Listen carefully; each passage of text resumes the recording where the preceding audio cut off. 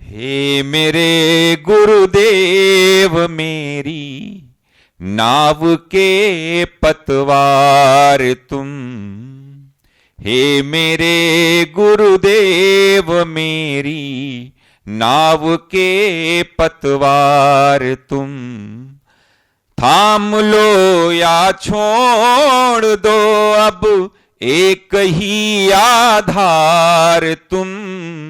हे मेरे गुरुदेव मेरी नाव के पतवार तुम। मैं भटकता जा रहा था राह में बिल्कुल अकेले। मैं भटकता जा रहा था राह में बिल्कुल अकेले। जिंदगी के अन्नम असितं त्रेधा विधीयते।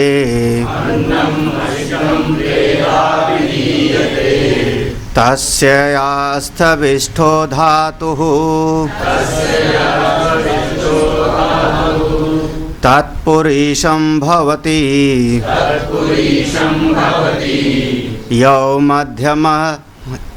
मध्यमा तन्मांसं यो अरिष्ठस्तन्मनः।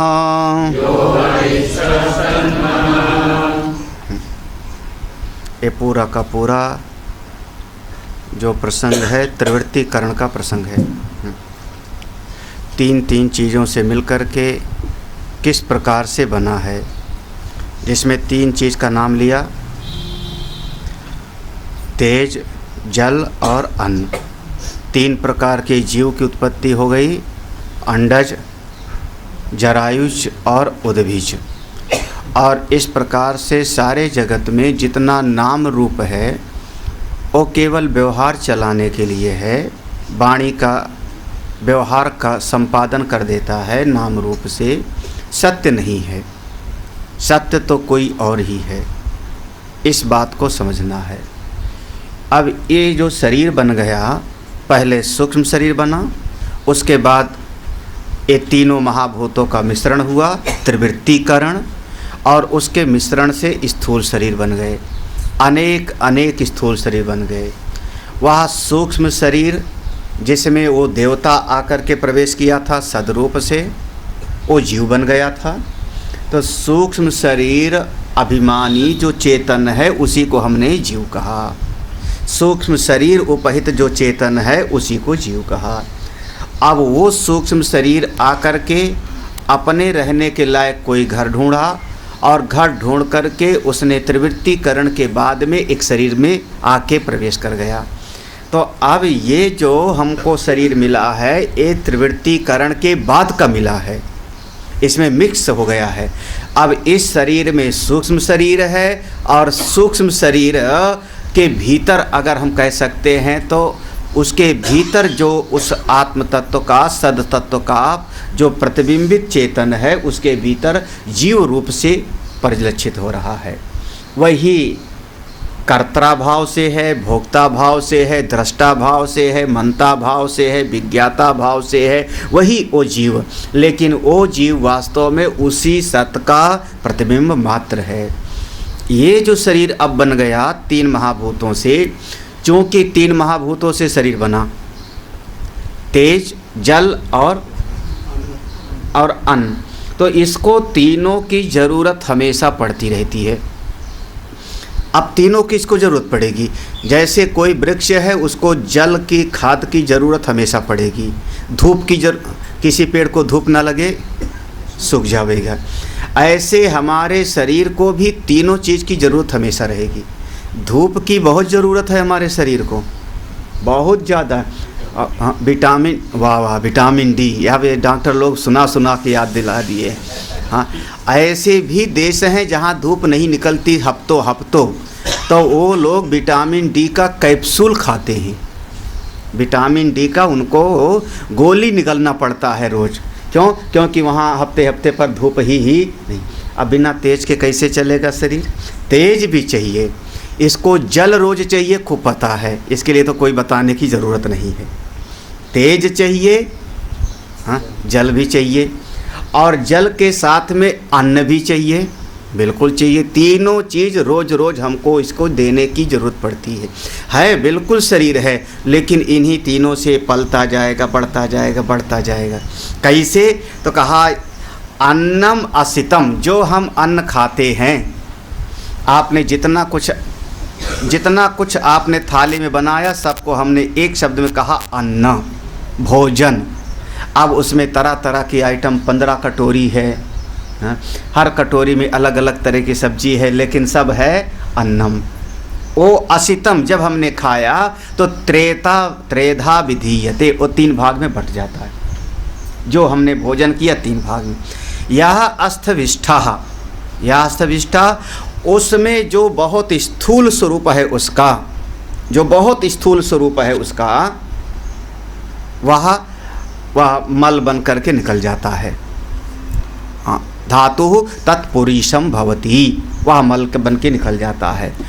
यौ मध्यमः, जो अन्न का मध्यम भाग है, थोड़ा सूक्ष्म भाग है, वो मांसम, वो भीतर जाकर के मांस बन जाता है। कैसे मांस बनता है? कहते हैं देखो, अब क्या आप कल्पना करना, हजारों साल पहले भगवान भाष्यकार शंकराचार्य जी ने जो लिखा है शरीर विज्ञान के बारे में, हाँ, हजारों साल पहले, जबकि अंग्रेज़ों के बारे में माना जाता है सन 1450 के बाद में उन्होंने शरीर को चीर फाड़ करके वेटिकन सिटी में किसी ने उसके सारे अंगों का बनाया, और वो सब मिरर राइटिंग में लिखा उसने जब पहले, क्योंकि उस समय शरीर को चीरना फाड़ना घोर अपराध था, मृत्युदंड का जो है अपराध दिया जाता, तो वो अंदर शरीर को लेता, मरे हुए शरीर को, उसके अंग को चीरता और चीर करके और उसका नक्शा बनाता, उसके बारे में जो लिखता, वो जो लिखता उसको सीधे नहीं पढ़ सकते थे, उसका मिरर में, दर्पण में उसकी छाया पड़ती, तब वो पढ़ पाता था, लोग समझ ना पाएँ, उसको कहते मिरर राइटिंग। और उसके बाद फिर शरीर के अंगों की जो है मेडिकल साइंस में पहचान हुई अंदर की। और हमारे भाष्यकार भगवान हजारों साल पहले क्या लिखे, देखो मध्यम भाष का क्या लिखते, यौ मध्यम अंशः धातुः अन्नस्य तद्रसादिक्रमेण परिणम्य मांसम भवति। वो रस आदि के क्रम से, रस आदि के क्रम से बदलते बदलते जो हमने अन्न खाया, पहले वो भीतर जा कर के तरल रूप में बन जाता है, रस रूप में बन जाता है। फिर उसके बाद में जब रस बनेगा तो उसमें उसका आप कह लो ग्लूकोज वगैरह, जो आज की भाषा में, वो बन जाता है। एक दिन डिस्कवरी में आ रहा था, नहीं ना, नेट जियो पे आ रहा था, वो आ रहा था कि एक आदमी बीमार हुआ, उसको गोली लगी, हार्ट पर नहीं लगी, हार्ट के बगल में लगी गोली, घाव हो गया, डॉक्टर के पास गया और वो घाव उसका भरा नहीं, आदमी ठीक हो गया और छेद बना रह गया। तो जो खाता था निकल जाता था, तो उसको यूँ रख के तो खाना पड़ता था उसको। और उसके बाद उस डॉक्टर ने उसको रिसर्च में डाल दिया, उसके साथ सलाह करके, और वो उस छेद में रस धागा बांध करके, धागे में खाना बांध करके उसके छेद में डालता और फिर उसका प्रैक्टिकल करता कि कैसे खाना पचता है, फिर उसको निकालता, देखता, और अंत में वो साल भर के बाद भाग गया आदमी वो भाग गया, फिर उसको पकड़ के लाया गया, वो चोरी चोरी से कैसे खाना पचता है, खाना पचता कैसे है। भगवान भास्कर ने कहा रसादि क्रमेण, रसाद, पहले पेट में भोजन गया, उसके बाद सब का सब वो रस रूप में बन गया। हम कहते हैं पित्त की थैली से रस निकलता है और जाके सबको तेजाब गला देता है। रसादि क्रमेण परिणम्य, और उसमें बहुत सारी चीज़ें बदल करके तो मांसम भवती, जो उसका मध्यम अंश है वह मांस के रूप में बदल जाता है, रक्त और मांस इस रूप में बदल जाता है। तो जो स्थूल भाग है अन्न का वो मल बन गया, जो उसका सूक्ष्म भाग है वह रक्त और मांस बन गया। रक्त, मांस, मेज, मद्दा, क्या क्या है, 7 धातुएं, आगे आएगा, वो आगे आएगा। हाँ, लेकिन इस प्रकार से मांस के रूप में परिणत होगा। हाँ, आगे के मंत्र में आवेगा वो तो। जल का कैसे होता है, फिर आप जब चटनी खाते हो उसका क्या बनता है, फिर जब तेल पकौड़े वाला खाते हो, ब्रेड रोल, तब क्या होता है। अब आगे की लाइन बहुत बढ़िया है, वो मैं समझाना चाहता था, पढ़ो। जो अन्न का हमने जो खाया उसका जो सूक्ष्म से सूक्ष्म भाग है, सूक्ष्माति सूक्ष्म, अणिष्ठो अणुतमः, अणिष्ठो क्योंकि जो सूक्ष्म भाग था उसका मांस बना, और सूक्ष्म से भी सूक्ष्म भाग है उसका। अब क्या होगा सूक्ष्म से सूक्ष्म भाग पता नहीं, लेकिन स्थूल का मलमूत्र बना, मल बना, सूक्ष्म का मांस आदि बना। जो सूक्ष्म से भी सूक्ष्म भाग था उसका भोजन का, वो क्या होता है, ऊर्ध्वम सधातु ऊर्ध्वम हृदयम प्राप्य, सबसे पहले वो हृदय को प्राप्त होता है। जो सूक्ष्म से सूक्ष्म भाग है वो हृदय तक जाता है, फिर वहाँ से और भी एक सूक्ष्म से सूक्ष्म एक नाड़ी है जिसका नाम है हिता नाम की नाड़ी, हिताख्यासु, हिताख्यासु नाड़ीसु अनुप्रविश्य, एक विशिष्ट नाड़ी जिसका नाम हिता नाम की नाड़ी, उसमें प्रवेश करता है। वो जो सूक्ष्म से सूक्ष्म भाग है वो दिखने वाला नहीं था, दिखने वाला तो स्थूल और सूक्ष्म वाला था। वो हिता नाम की नाड़ी में अनुप्रविश्य, बाघ आदि वाणी आदि जितनी इंद्रियां हैं करण, इनको सबको स्थित देने वाला, शक्ति देने वाला बन करके उत्पादन, ये जा करके मन बन जाता है।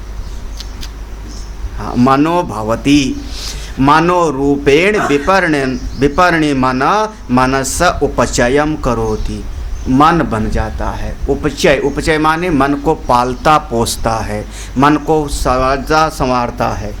अब ये मत समझना कि मन को बनाता नहीं है। ये जो अन्न का सूक्ष्म से सूक्ष्म भाग है ये मन को बनाता नहीं, बल्कि उसका पालन पोषण करता है, उसको सुंदर बनाता है, उसको बढ़िया बनाता है, उसको। फिर इसी बात को आप लोग अब फिर कहोगे, जैसा खावे अन्न वैसा होवे, देखो, क्योंकि इसी अन्न का सूक्ष्म से सूक्ष्म हिस्सा इस क्रम से जा कर के अन्न बन जाता है, मन बन जाता है। लेकिन मन बना नहीं, वहाँ पर वो ध्यान रखना, क्योंकि मन तो पहले बन गया था वो। हाँ, वो सबके सब अंतःकरण जब बन गया था जीव रूप में, जो जीव बन गया था अंडज जरायु जो आता, तो मन पहले बन चुका था। अरे भाई, कुम्हार पहले घड़ा बना देता है, उसके बाद पीट पीट के उसको बड़ा करता है, फिर उस पर रंग करता है, सजाता संवारता है, और करता ही रहता है, करते रहता है। उसी प्रकार से मन बन गया, लेकिन उस मन को ये अन्न उसको शक्ति प्रदान करता है।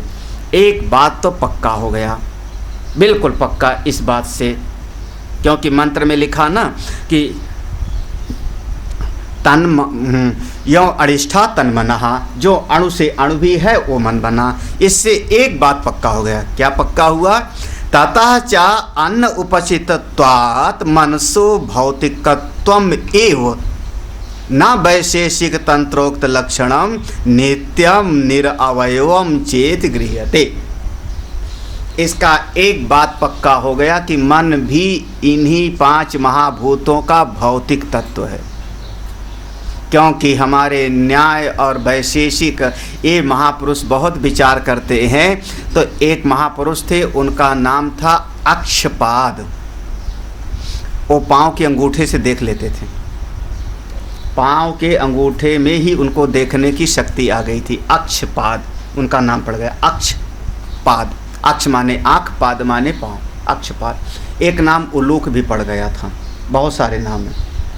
और उन्होंने ऐसे जो शास्त्र लिखे उसमें कहा 9 चीज़ हैं, हाँ, जिसमें उन्होंने मन को नित्य माना, निरअवयव माना, मन को उन्होंने नित्य माना। जैसे 9 पदार्थ का, 9 द्रव्य का चिंतन करते हैं, 5 महाभूत, देश काल मन और आत्मा।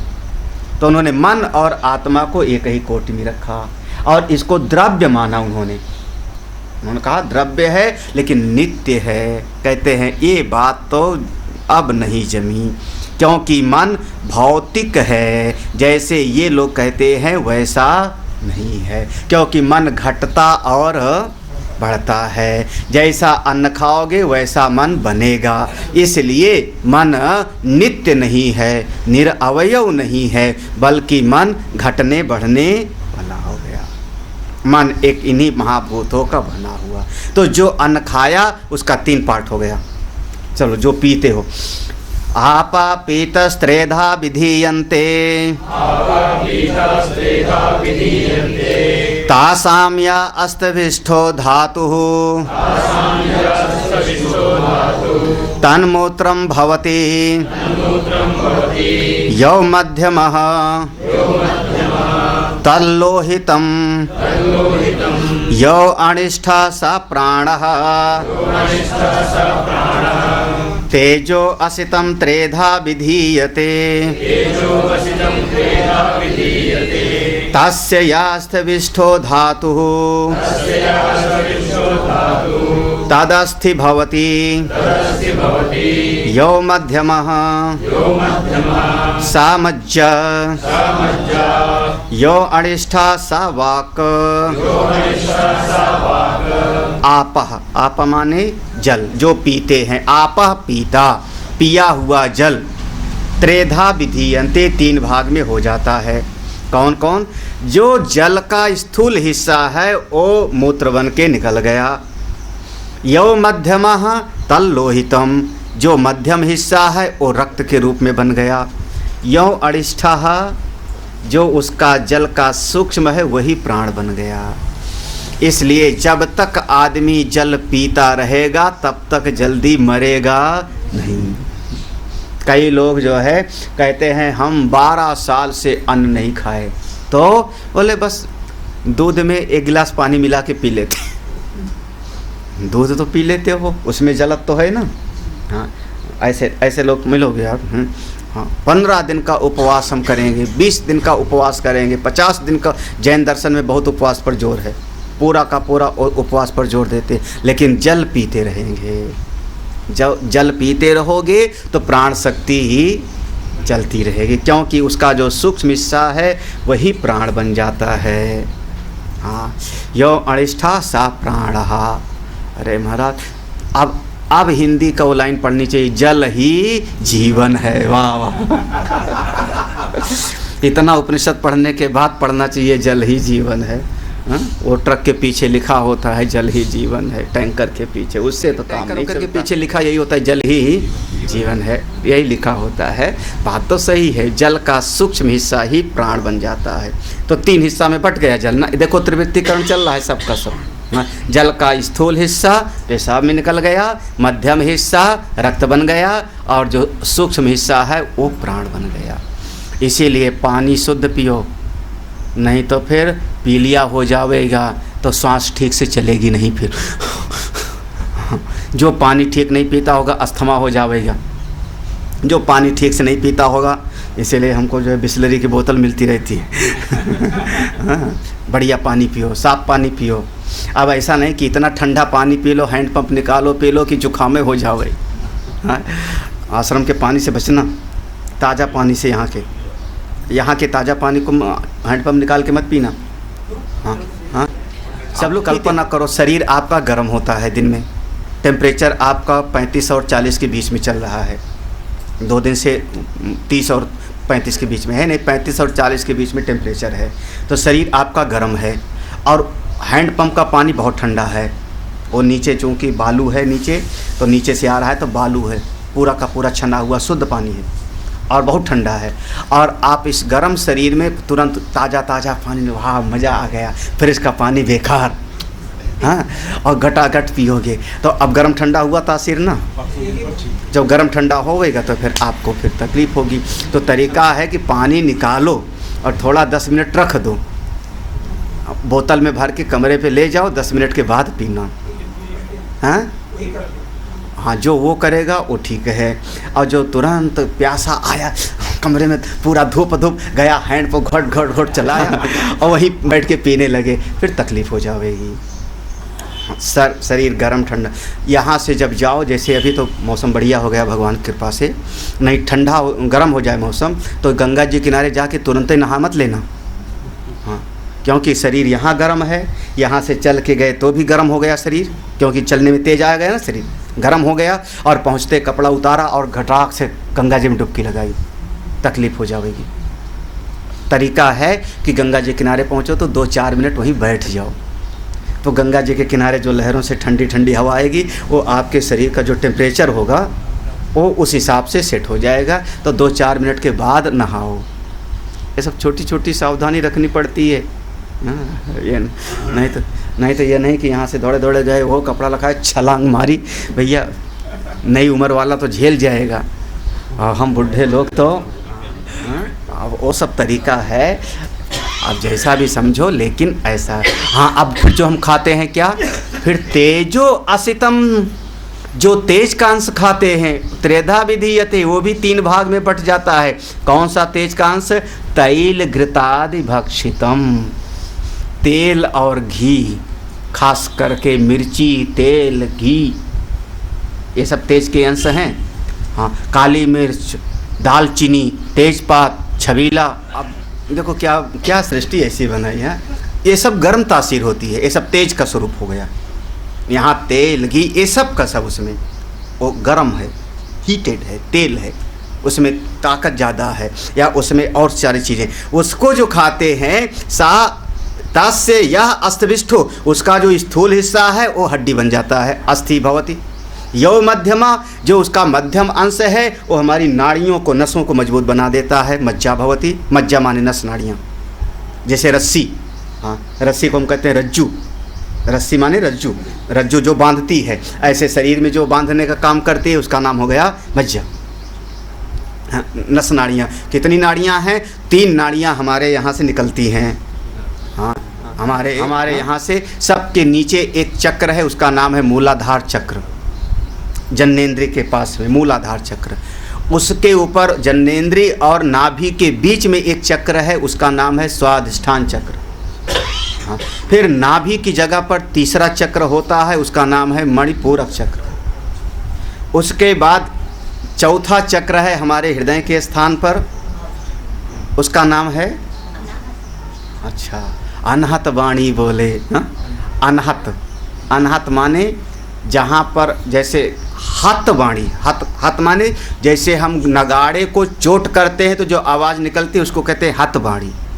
अभी जो हम बोल, वाणी के 4 स्थान माने, वाणी के 4 स्थान माने जाएंगे।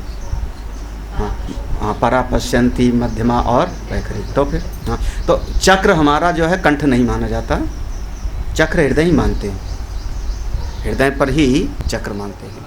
नहीं, कंठ भी है, अभी तो चौथा ही है।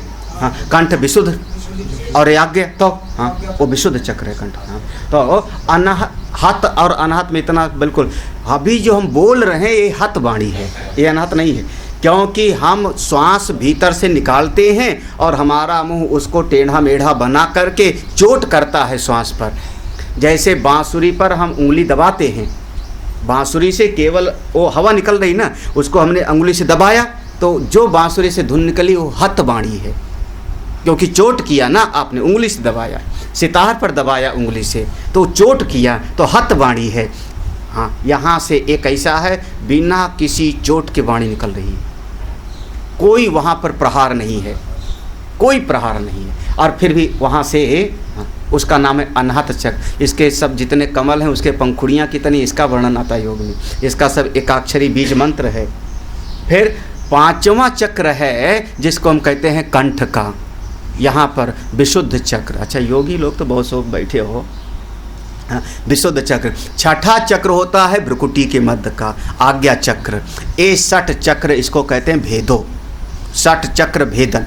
वो यहाँ जो नाड़ी भीतर जाती है, ईड़ा, पिंगला, सुषुम्ना, उसमें 2 नाड़ियाँ काम करती रहती है, ईड़ा और पिंगला, सुषुम्ना सोई रहती है। जैसे पेड़ में से शाखाएं, ऐसे इन्हीं नाड़ियों में से 72,000 नाड़ियाँ निकलती। पहले 101 नाड़ियाँ, 3 में से 101, फिर 101 में से 72,000 नाड़ियाँ छोटी छोटी निकलती है। तो ये जो ईड़ा पिंगला काम करती रहती है और सुषुम्ना हमेशा सोई रहती है, उसको कहते हैं, वो सुषुम्ना ऐसे गुड्ड मुड्ड करके सोई रहती है, तो उसी को कहते हैं कुंडली। जैसे सांप कुंडली मारे गुड्डमुड, ये सुषुम्ना सोई रहती है। साधना करके उसी सुषुम्ना को लोग जगाते हैं, योग वाले, हठ योग वाले। सुषुम्ना जब जग जाती है, उसी को कुंडली कहते हैं। वो सुषुम्ना जग गई तो भीतर एक आपका दूसरे चक्र का भेदन हो जाएगा, स्वादिष्ठान का। फिर तीसरे चक्र का वो ऊपर उठेगी, इसी नाड़ी के, इसी हड्डी, रीढ़ की हड्डी के भीतर से उन ऊपर उठेगी। जब ऊपर उठेगी तो भीतर एक एक चक्र को क्रॉस करती हुई ऊपर, जैसे चौराहा पार करते हैं, तो उसको कहते हैं नाड़ी भेदन। और जिस समय आपका आज्ञा चक्र को पार कर जाए, समझना अब तुम जीवन मुक्त हो गए, सहस्रार में पहुंच गए। उसका भेदन नहीं होता, बल्कि वहाँ पर फिर अपने तदादष्टो स्वरूप, ये उनका मत है। तो ये जो नाड़ियाँ बनती हैं वो आपके तेल घी खाने से बनती है, उसके मध्यम अंश से मज्जा भवती। हाँ ठीक है, हाँ, इसलिए थोड़ा बहुत खाते रहना चाहिए। ये नहीं कि दिन भर सूखी रोटियाँ मिलती रहे स्वामी जी को सवेरे से शाम तक। मज्जे कमज़ोर हो जाएगा, कैसे काम चलेगा। इसीलिए मैंने इतना विस्तार में बताया, 6 चक्र 7 चक्र काय के लिए बताया। मज्जा भवती।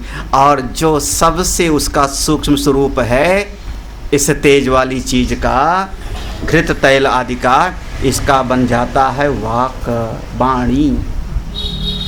ये वाणी बन जाती है। अब ये 3 चीज़ हो गया। हाँ, जो हमने तेज वाले अंश से जो खाया उसका 3 भाग में, स्थूल भाग उसका बन गया हड्डी, मध्यम मज्जा, और सबसे सूक्ष्म, सूक्ष्म से भी सूक्ष्म वो बन गई हमारी वाणी। हाँ, इसीलिए बढ़िया बढ़िया अगर खिलाओगे, बढ़िया बढ़िया बोलूँगा। हाँ, भाषणे समर्था भवति। हाँ, प्रवचन कर तुम अहम शक्योस्मि किमर्थम तैलघृतादि सेवनार्थ। चलिए, हाँ। अन्नमयं हि सौम्य मनः आपोमयः प्राणः तेजोमयी वाग इति भूय एव मा भगवान् विज्ञापयति। भूय एव मा भगवान् विज्ञापयतु इति तथा सौम्य इति होवाच। ये पूरे इस अध्याय का, इस खंड का ये पूरा निष्कर्ष है। अन्नमयम ही सौम्य मनः, हे सौम्य श्वेत केतु, इसलिए ये मन हमारा अन्नमय है। हाँ देखो, बिल्कुल ये निष्कर्ष है। आपोमय प्राणः, या जो हमारा प्राण है ये जलमय। तेजोमयी वाक, हमारी वाणी तेजमय है।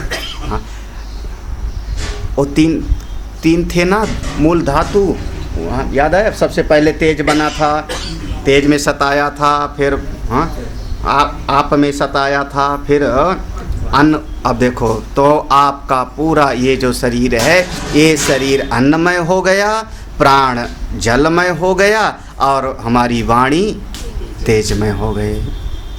इसलिए त्रिवृत्तिकरण, इन्हीं से आपका जीवन चल रहा है। जीवन आपका इन्हीं से चल रहा है। इतना कहने पर भी उसको समझ में नहीं आया। श्वेत केतु कहता है भूय एव, फिर से माँ मेरे लिए, भगवान, हे भगवान, हे पिताजी, आप मेरे लिए फिर से इसको समझाइए, विज्ञापयतु, फिर से हमको इसका ज्ञान दीजिए। इति, इतना कह के चुप हो गया। आप हमको फिर से इसको समझाइए। तथा सो में, ठीक है, तथा वही करता हूँ, घबराओ मत, अभी बताता हूँ, वही बताता हूँ। इसमें एक प्रश्न पैदा किया भगवान भास्कर ने स्वयं, और उसका उत्तर दिया है। ये आप लोगों के पढ़ने के लायक है, बहुत बहुत बढ़िया है। हाँ, ये आनंदमय है। ननु, नीचे की लाइन में होगा, ननु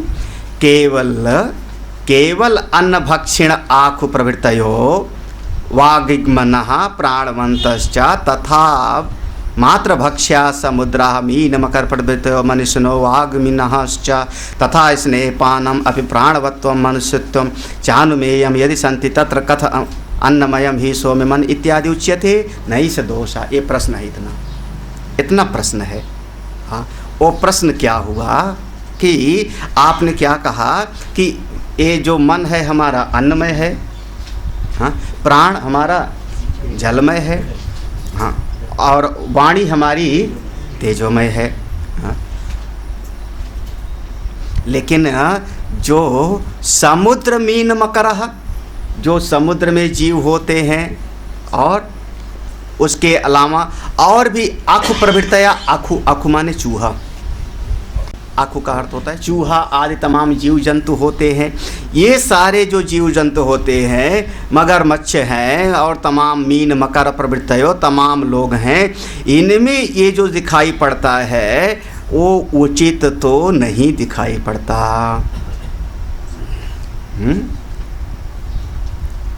अगर आप ऐसा कहो कि तेल घी खाने से ही बढ़िया वाणी बोलेंगे तो ये लोग तो, हाँ, अब उसका उत्तर भी सुन लेना ना।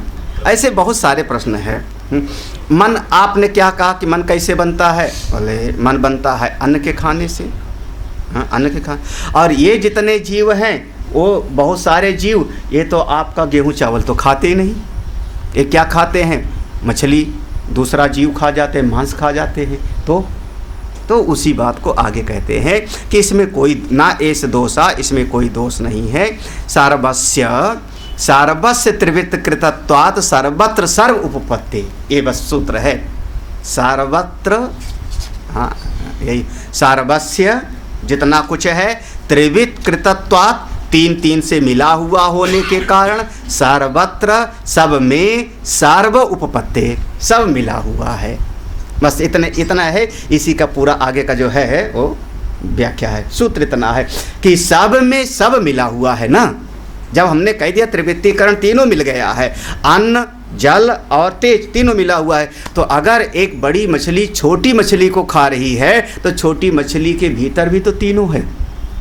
सर्वस्य त्रिवृत्तीकरण उसका भी तो हुआ है। अगर एक कोई जीव चूहे को, सांप ने चूहे को खाया तो चूहे में भी तो तीनों मिला हुआ है ना। उसमें तेज भी है, उसमें अन्न भी है और उसमें जल भी है। तो सब सगे पर पूरा जगत ही सर्वत्र सर्व उपपत्ति, इसलिए ये संभव है। बहुत, अरे हम उपनिषद पढ़ा रहे हैं आपको, तो गुरुजी कह रहे हैं इतना तो तुम्हारी अकल होनी चाहिए कि इतना स्थूल मत सोचो, गहराई की बात सोचो। यहाँ कुछ अलग नहीं है, सब में सब कुछ मिल गया है तो दिखाई पड़ रहा है। इस अगला अध्याय यहाँ से शुरू होता है। और अब इस बात को फिर देखो और 2-3 दृष्टांत से समझाते। दधना सौम्य मध्यमानस्य यो अणिमासा ऊर्ध्व सम उदिशति तत्सर्पी भवति एवमेव खलु सौम्य अन्नस्य अस्य मानस्य यो अणिमासा ऊर्ध्व सम उदिशति तन्मनो भवति। दधना, दधना मथने पर, दधी को मथने, मथ्यमानस्य दही को जब हम मथते हैं तो यो अणिमा, जो उसका सूक्ष्म हिस्सा होता है वह ऊपर हो जाता है। हाँ, समझाना क्या है हमको कि जब आप खाते पीते हो तो जो उसका सूक्ष्म हिस्सा है वो ऊपर आ जाता है। हाँ, स्थूल हिस्सा मल मूत्र बन के नीचे जा रहा है। जैसे पहले कहा था अन्न का भी और जल का भी, है ना। तो सूक्ष्म जो होगा ऊपर आ जाएगा, अपने आप समझ, भाप ऊपर आ जाती है। तो जो सूक्ष्म हिस्सा है, जैसे उदाहरण हो गया, जब हम दही मथते हैं तो उसका जो सूक्ष्म हिस्सा है वह ऊपर आ गया और स्थूल हिस्सा नीचे छाछ बन जाता है। उसी प्रकार से एवमेव दृष्टांत हो गया। एवमेव, इसी प्रकार से निश्चय पूर्वक हे सौम्य, हे श्वेतकेतु, अन्नस्य अस्य मानस्य, जो हम अन्न खाते हैं, यो अणिमासा ऊर्ध्व, उसका जो सूक्ष्म हिस्सा है ऊपर उठता है। सा ऊर्ध्वम सम उदिशति, ऊपर की तरफ कैसे, फिर वो पचता है, पच करके फिर वो हिता नाम की नाड़ी में चला जाता है, हिता नाम की नाड़ी से जाते हुए और तन मनः भवति, वो मन हो जाता है। मूल रूप से वो सूक्ष्म होने के कारण वो ऊर्ध्व की तरफ, ऊपर की तरफ उसका उद्धरण होता है, ऊपर की तरफ चलता है। और हम लोग कहते हैं हाँ देखो मैंने सोचा, मैंने जब कभी बहुत आदमी विचार मग्न मुद्रा में होगा तो अच्छा यहीं खुजलाएगा, ऐसे सिर करके बैठेगा, मतलब सोच रहा है यहीं पर, हाँ ऊपर। अब आप बहुत सोचे तो पाँव खुजलाओ, हाँ इस समय सोचेगा नहीं, जब पाँव खुजलाएगा उस समय सोचता नहीं, उस समय थकान लगी हुई है, उस समय मन कर रहा है थोड़ा लेट जाऊं, ऐसे ही ऊर्ध्व की तरफ ले जा रहा है। अपाम सौम्य पीयमानानां यो अणिमासा ऊर्ध्वं सम उदिशति सा प्राणो भवति तेजसा सौम्य अस्य मानस्य यो अणिमासा ऊर्ध्वः सम उदिशति सा वाक् भवति। अपाम, अब जल जिसको हमने पिया, पीयमाना नाम, हे सौम्य, श्वेत केतु को संबोधन है, हे सौम्य जो हमने अपाम पीयमाना नाम, हमने जल को पिया, उसका जो सूक्ष्म हिस्सा है वह ऊर्ध्व ऊपर की तरफ उठता है, समुदिशति ऊपर उठता है और वो प्राण हो जाता है। हमको श्वास लेते हैं वो प्राण बन जाता है। तेजसा सौम्य अस्यमा, जो तेज वाली चीज़ हम खाते हैं वो यो अणिमा, जो उसका सूक्ष्म हिस्सा है वो जा कर के हमारी वाक् वाणी बन जाती है। और इस प्रकार से हमारा जीवन अच्छी प्रकार से चलने लगता है। अब हम तेज को खाते हैं, तेज वाली चीज़ को, जल पीते हैं, अन्न खाते हैं, और उससे ये तीनों का भीतर ऐसा त्रिवृत्तीकरण होते होते और इस प्रकार से जीवन हमारा ठीक ठाक चलता रहता है। हाँ, अब विचार करो कितना गहन विश्लेषण। गरीब आदमी को क्या, उसको 4 रोटी और प्याज मिल गया, चटनी मिल गई, हाँ उतने में ही उसका जो है जीवन चल जाएगा। हाँ हमारा सत्तू खा करके रह लिया। हम कई हमारे गांव में ऐसे परिवार थे जो शाम को आलू उबाल लेते थे, पूरा का पूरा इतना बटलोई होती थी पीतल की, वो बटलोई भर के आलू रख देते थे, उबल जाता था, घर के सारे बच्चे आलू खा के चटनी के साथ में रह लेते थे। पूरा का पूरा अलुए खा के रह लो, कहाँ से अब वो दही लावे, कहाँ से वो लावे, कहाँ से सलाद ला अब ये सब बड़े लोग परिश्रम करें। जब फावड़ा चलाएगा तो अपने आप पसीना, अभी बार शुरुआत में कहा था जब आप मैं परिश्रम करोगे तेज हो जाएगा तो उससे पसीना आएगा, जल की उत्पत्ति हो गई, फिर पसीना से मैल जम गई ऊपर शरीर पर, पृथ्वी अन्न की पृथ्वी की उत्पत्ति हो गई है ना। जो आदमी फावड़ा चलाएगा दिन भर महाराज, उसको क्या इसी धूप में जब राजगीर जो है मेहनत करता है और वो गरम गरम जलती हुई ईंट उठा के रखता है दिन भर, बीमारी होगी, सूखी रोखी खा करके मस्त रहेगा। ये सब हम लोगों के लिए है, बढ़िया बढ़िया खाऊं, दिन भर बैठा रहूं, तो फिर जो है दवाई खाओ, हाँ और कुछ नहीं है। ये सब नए ज़माने के नखरे, पोछा लगाओ तो ठीक हो जाएगा। इसलिए ये तीनों चीज़, तेज, दूसरा था जल, तीसरा अन्न, ये तीनों से अंतिम मंत्र पढ़ते हैं। अन्नमयम हि सौम्य मन आपोमयः प्राणः तेजोमयी वाग इति भूय एव मा भगवान् विज्ञापयतु इति तथा सौम्य इति होवाच। इसलिए हे सौम्य, इस पूरे प्रसंग का निष्कर्ष है, जो इतना हमने पढ़ा इस पूरे प्रसंग का निष्कर्ष है। अन्नमयम ही सौम्य मनः, हे श्वेतकेतु, हे सौम्य, यह मन अन्नमय है, क्योंकि अन्न के उस सूक्ष्माति सूक्ष्म हिस्से से हमारा मन बना। आपोमयः प्राणः, यह प्राण हमारा जलमय है। तेजोमयी वाक, ये वाणी हमारी तेज स्वरूप है।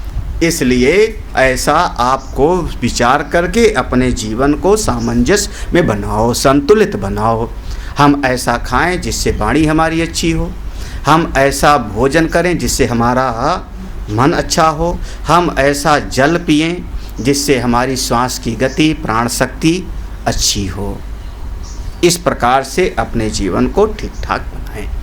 हाँ, जो श्वेत केतु है उसको पूरी तरह से नहीं समझ में आया ये बात नहीं समझ में आया कि ये मन अन्नमय कैसे है, मन अन्नमय कैसे है, अन्न से कैसे मन बनता है, अन्न से शरीर बनता है, शरीर ताकत वाला बनता है, मन कैसे बनता है, पक्का नहीं हुआ। तो ये कहता है भूय एव माँ भगवान विज्ञापयतु, हे भगवान हमको फिर से समझाइए, हमको फिर से आप बताइए।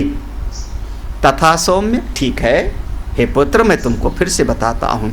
और अगला अध्याय शुरू होता है। अगले अध्याय में एक नया प्रसंग शुरू किया। ये मूल जो विवक्षा है अगले अध्याय की विवक्षा है कि ये मन अन्नमय है, मन अन्नमय है। क्यों अन्नमय है, कैसे अन्नमय है, इसको समझाने के लिए अगला अध्याय है। जैसा खावे अन्न वैसा हो, मन अन्नमय क्यों है, कैसे है। तो आगे कहते हैं 16 कलाओं वाला पुरुष है। कौन? राम जी की कन्हई मेरे, हाँ वाह कन्हई, तुम नहीं हो 16 कला वाले।